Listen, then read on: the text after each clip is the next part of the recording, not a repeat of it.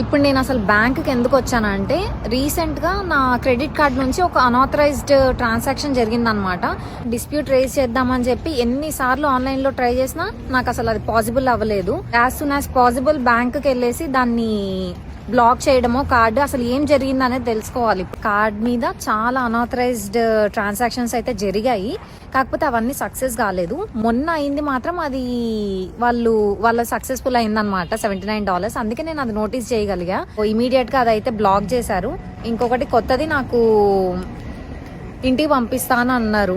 And ఇంకొక thing ఏంటి అంటే, మనము నెట్ఫ్లిక్స్ కి, అమెజాన్ ప్రైమ్ కి ఇలా మనము కార్డ్ డీటెయిల్స్ ఇస్తూ ఉంటాం కదా. సో అలా నా కార్డ్ డీటెయిల్స్ ఎవరెవరు ఏ ఆర్గనైజేషన్స్ దగ్గర ఉన్నాయో అవన్నీ మేము రిమూవ్ చేసేస్తాము. మీరు కావాలంటే కొత్త కార్డు వచ్చిన తర్వాత వాళ్ళకి డీటెయిల్స్ ప్రొవైడ్ చేసుకోండి, బట్ చాలా జాగ్రత్తగా ఉండాలి అని షూర్. ప్రతి ఒక్కటి మీరు చెక్ చేసుకుంటూ ఉండండి.